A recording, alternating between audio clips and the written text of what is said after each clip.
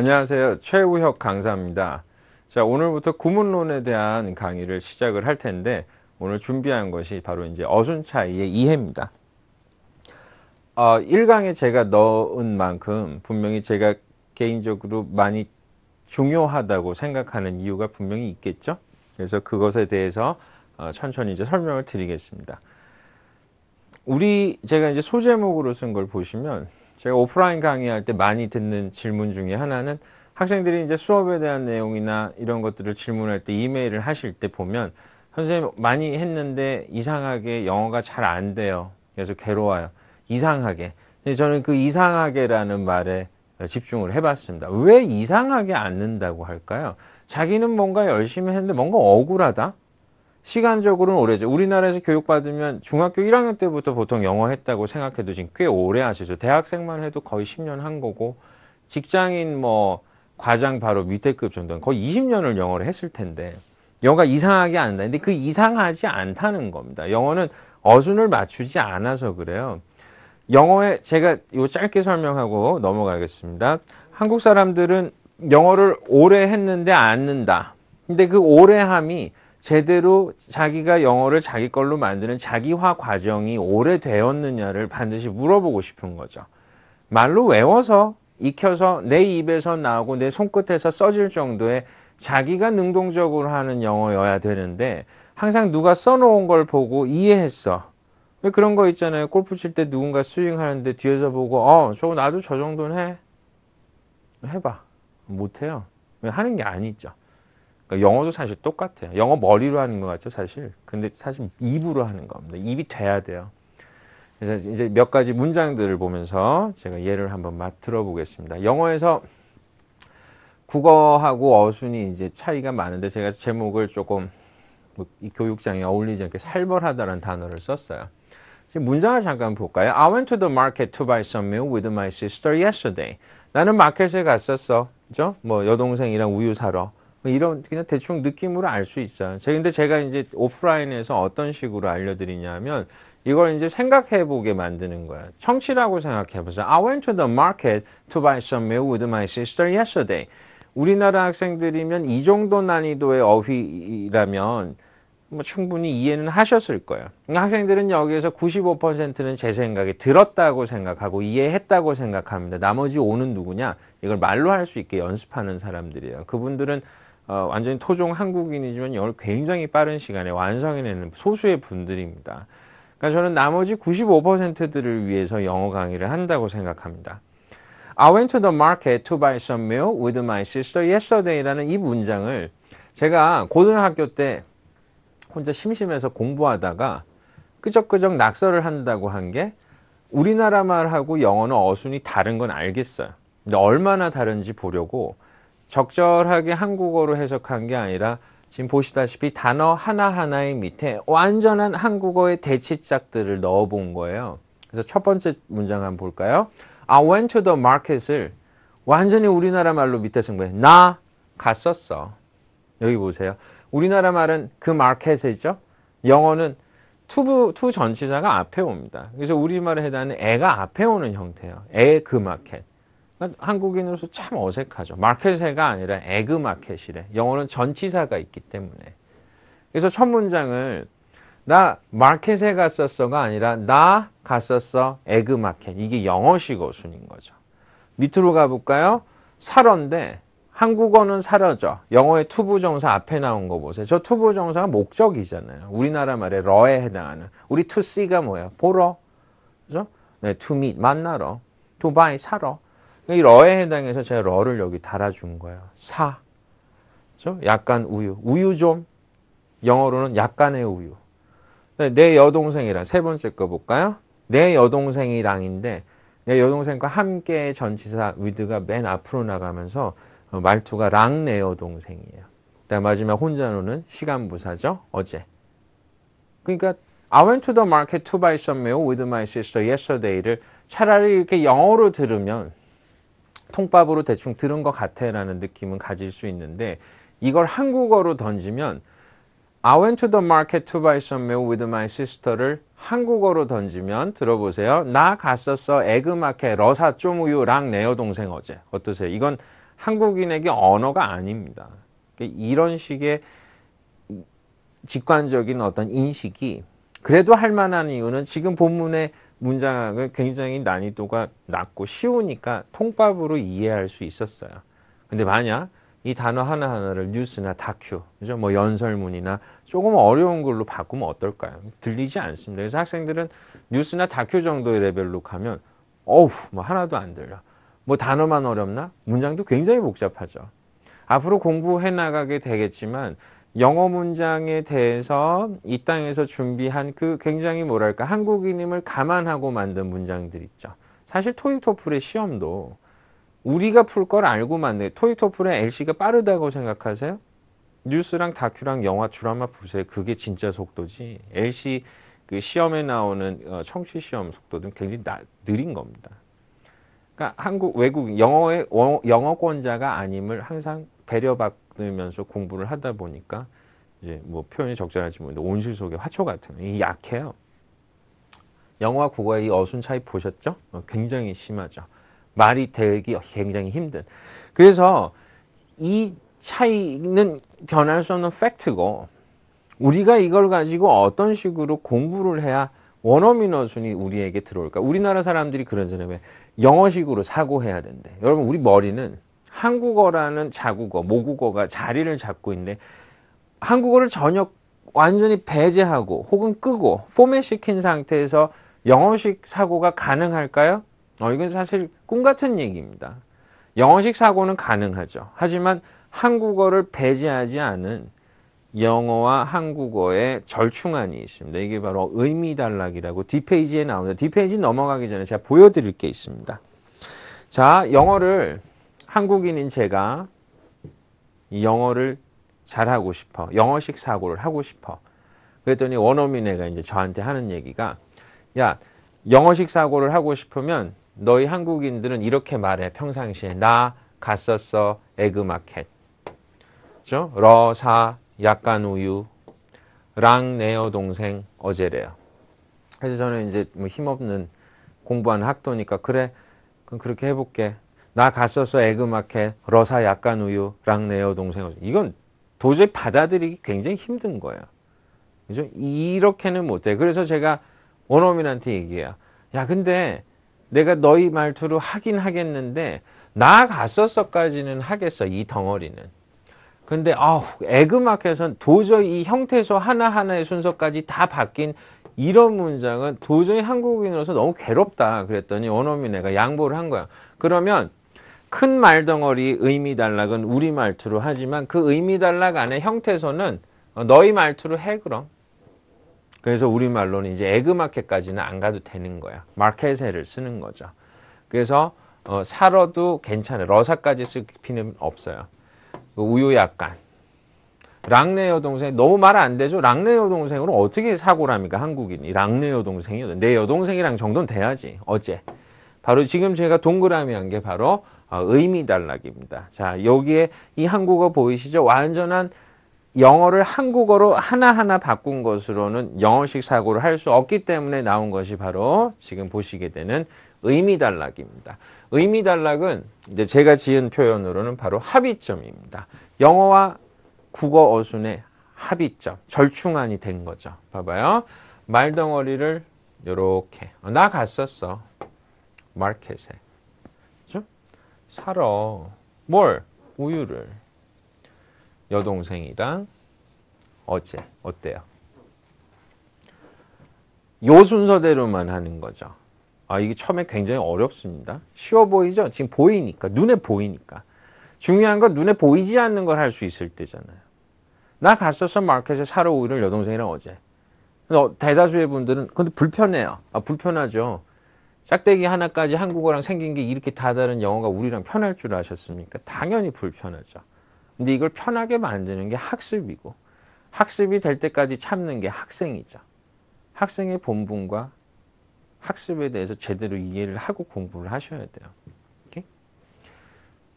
제가 원래 좀 독서를 많이 하는 편인데 이번 인터넷 강의 찍기 전에 이제 위에서 당부를 많이 받았습니다. 학생들을 이렇게 부드럽게, 자상하게, 따뜻하게 독려하라고. 사실 여기 교육장이기 때문에 전 제가 할 말을 하고 싶고 여러분을 자극해서 공부하게 만들고 싶은데 언젠가부터 교육의 주체가 교육을 시키는 사람이 아니라 학생들의 눈치를 보는 이런 교육 여건은 전 개인적으로 굉장히 싫습니다. 왜냐하면 가르쳐야 될 게 있는데 학생들 눈치 보느라고 못 가르치는 건 좋지 않은 게 아닐까라는 생각이 제 사견입니다. 많이 자제하고 있습니다. 국어와 영어의 함의점의 의미 단락을 이런 식으로 앞으로 이제 습득을 해나가는데 연습할 때 보세요. 나 갔었어 마켓에 사러 우유를 여동생이랑 어제. 어색하죠. 이게 편하면 굉장한 수준이에요. 그래서 대부분의 학생들은 하고 나면 자꾸 의역을 하려고 해요. 의역. 의역 왜 해요 하면 깔끔하게 한국어로 이해하고 싶대. 그 여러분 의역할 시간에 고수는 뒷문장 가잖아 벌써. 여기서 시간 차이 굉장히 많이 나게 돼요. 의역은요. 한국어 아니에요. 한국어. 한국어를 자꾸 쓰시면 안 될 것 같은데 의역은 한국어입니다. 한국어를 자꾸 쓰시면 영어 어순이 머리에 자리를 잡지 못하겠죠. 그래서 의역이랑 한국어 어순을 자꾸 가동하지 마세요. 영어는 항상 다시 정리할게요. 나 갔었어. 마켓에. 편해질 때까지 하세요. 그거밖에 없어요. 사러 우유를 여동생이랑 어제. 자, 몇 가지 예를 들어 볼까요? 우리나라 말 1번으로 해드릴게요.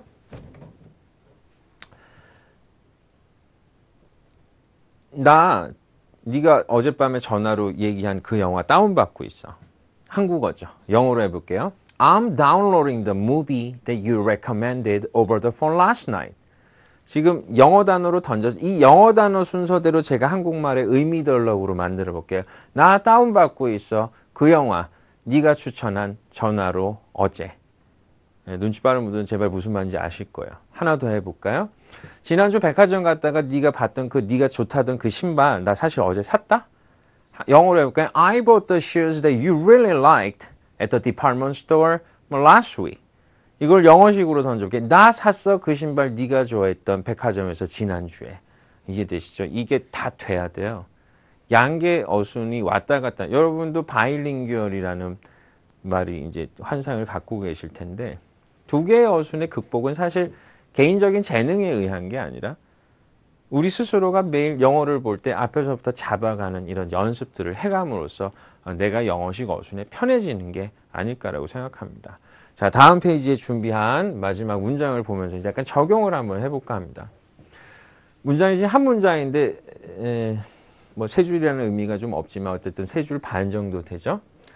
자, 지금 제가 문장을 약간 짧게 만들지 않고 일부러 길게 한번 써봤습니다. 왜냐하면 복잡한 형태에서도 문장의 어순 의미 덩어리로 앞에서부터 파악하다 보면 영어가 얼마나 정확한지를 저는 보여드리고 싶어요. 한 문장에서 보시면 감이 좀 안 오잖아요. 이 세 줄 반이나 되는 걸 어떤 식으로 하느냐. 자, 제목을 제가 직독직해라고 썼는데 읽는 대로 이해되다라는 뜻이죠. 여러분 영어에서 이 단어들이 써 있는 순서가 뭘까요? 바로 원어민이 말하는 순서입니다. 이 써 있는 단어 순서대로 사고할 때만이 영어가 있는 그대로 익혀지지 않겠어요? 그래서 연습을 써 있는 대로만 하는 거예요. 그죠? 자, 보세요. 자, 그 빌딩이야. 그 빌딩이래. 그 빌딩. 근데 어떤 빌딩이야? 우리가 방문한 빌딩. 언제? 지난번에. 이게 됐죠. 이런 말투. 근데 그 빌딩이 뭐뭐인 것 같아. 뭐인 것 같아. To be renovated 되는 것 같아. 바로 어떤 방식으로? In the same look으로. 같은 색깔로. 같은 모습으로. 뭐하고 마찬가지길래? Like the one. 하나 하고. 원인데 좀 궁금하죠. 그래서 봐요. 어디 있는 원이냐? 자, on the opposite side. 바로 반대편에 있는 애 하고. 근데 무슨 반대편인데? 바로 of the street. 그 길의 반대편인 거예요. 이쯤 되니까 봐봐요. 벌써 머리가 지끈지끈 아프시죠? 이거 쉽게 못하는 건데 굉장한 난이도가 있는 문장이에요. 바로 마지막 거 보세요. 길의 반대편인데 어떤 길이길래? 바로 우리 사무실 있는 바로 그 길에. 지금 덩어리 꽤 많죠? 그러니까 저는 이제 극단적인 예로 이런 긴 문장을 보여드렸는데 영어 정말 많이 하잖아요. 이거 돼요. 그리고 이걸 말할 수 있고 이 어순이 내게 되는 만큼 청취도 잘 되죠. 그리고 무슨 말이든 영작하고 회화할 수 있고 그리고 굉장히 어려운 글도 굉장히 정확하게 읽을 수 있습니다. 자, 여기 바로 동그라미한 게 말투입니다. 근데 지금 이 문장을 보다 보면 제가 오늘 첫날인데 하나 설명드리고 싶은 게 있습니다. 우리가 앞으로 제가 지금 교육하고 있는 이 구문론, 바로 structure, 이제 영어의 구조에 대한 전체 강의에서 결국에 핵심을 차지하게 될 의미 덩어리와 그리고 읽는 대로 이해하는 이 원어민 어순의 직독식의 이 방법에 표기법이 있습니다. 그걸 지금 오늘 깊게 보여드리려는 게 아니라 오늘 마지막 정리하면서 잠깐 보여드리겠습니다. 의미 단락은 봤죠? 의미 단락 다시 정리해 볼까요? 그 빌딩이야. 어떤 빌딩이야? 우리가 방문했던 빌딩이야. 지난번에. 바로 근데 그 빌딩 뭐뭐인 것 같아. 뭐인 것 같아. renovated 되는 것 같아. 바로 같은 방식으로. 근데 마치 뭐와 같은 방식? like the one처럼 원과 같은 방식. 어떤 원인데? 바로 on the opposite side죠. 그죠? 바로 반대편에 있는 애처럼. 뭐의 반대편? 길의 반대편. 어떤 길? 우리 사무실이 있는 그 길. 이해되죠? 이게 이제 의미 단락입니다. 항상 이런 식으로 어감을 잡아주시고 계속하면 이렇게 돼요. 영어를 알아듣는다는 건 소리를 알아듣는 게 아니라 말귀를 알아듣는 겁니다. 이게 제가 오프라인에서 하는데 되게 재밌어요. 한번 보세요. 여러분 제가 지금 하는 말이 잘 들린다고 생각하시죠? 왜? 볼륨이 정확하고 제 발음이 정확해서 제 한국어 발음, 모음 발음 그렇게 정확하지 않은 것 같은데 영어 모음하고 많이 섞여서 한국어 발음이 좀 딱딱하게 잘 못해요. 한국인인데도. 제가 하는 한국어가 잘 들리는 이유는 소리나 볼륨이 충분하다. 그죠? 뭐 소리나 볼륨이나 소리나 정확도가 충분하다라고 생각하실 수 있는데 자, 그게 아니라는 걸 보여드릴게요. 자, 제가 입을 이렇게 막고 이런 식으로 얘기하면 안 들려야 되는데 잘 들리죠? 분명히 볼륨도 훨씬 작고 모음의 정확도도 대충 하지만 이게 이해가 되고 있죠. 여러분은 지금 이 말을 이해하고 계세요. 이런 식으로 해도 들리는 거예요.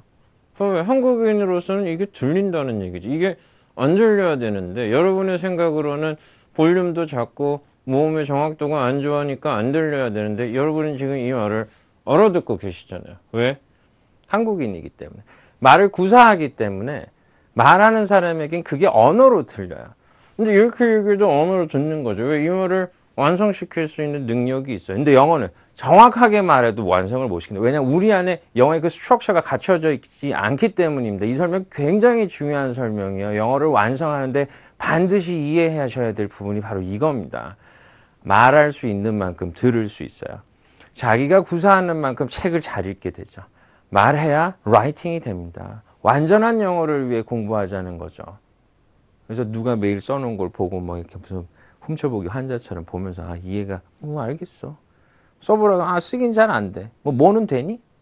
쓰기만 안 되겠냐. 잘 못 읽어요 그런 사람. 그런 사람 말 못해요. 좀 이해하시죠. 완전한 영어를 위해서 제가 1강으로 준비한 게 원어민 어순부터 일단 맞추는 거예요. 자, 요거 지우고 마지막으로 여기 제가 문장 분석 시범 기호를 잠깐 보여드릴 겁니다. 나중에 자세히 할 거기 때문에 너무 크게 받아들이시지 말고 오늘 1강에서 잠깐 보여드리면 나머지 강의들을 할 때 조금 도움이 될까 해서입니다. 자, the building이 큰 주어네요. 표기법이에요. 근데 빌딩인데 어떤 빌딩이냐 여기 보세요. 작은 주어 동사가 살짝 하죠. 우리가 방문했던 빌딩이에요. 비지트는 타동사예요. 여러분 이 비지트 얘 목적어 어디 갔는지 아세요? 얘 목적어 어디 갔어요? 얘 목적어가 바로 앞에 나가 있습니다.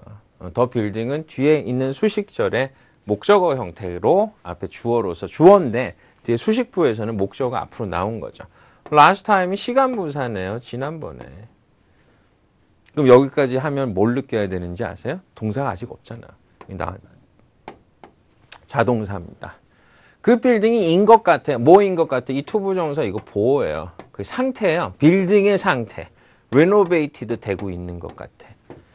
그렇죠? 네. In the same look. 같은 모습으로. in 우리 안에라는 뜻으로 알고 있는 이 인전치사가 뭐뭐의 상태로 어떨까요? 뭐뭐의 상태로. 제가 글씨 잘 못 써서 그런지 잘 안 써지네.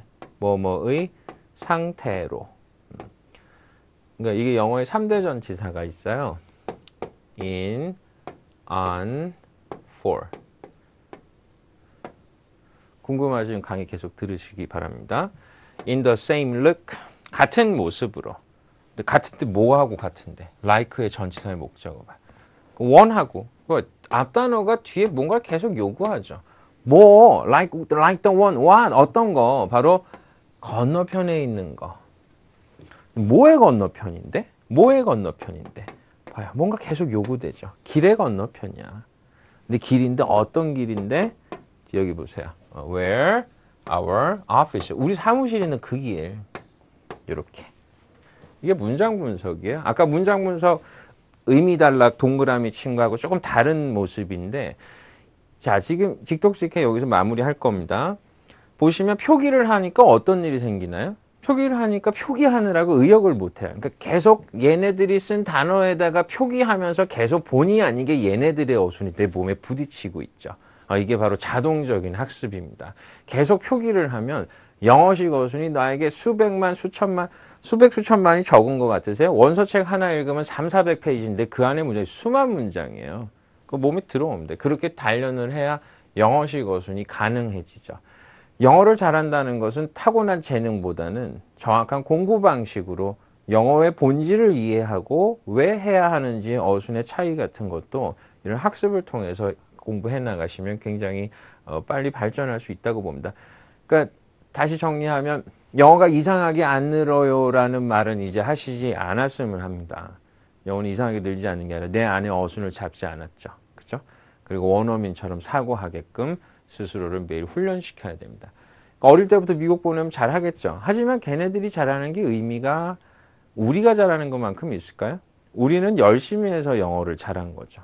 한국인인데도 영어를 잘하는 거라 한국말을 못하면서 영어를 하는 건 의미가 좀 다르다고 할 수 있습니다. 제가 원하는 건 우리가 원하는 건 토종 한국인인데 영어도 원어민 같은 거죠. 그렇죠? 이해하셨죠?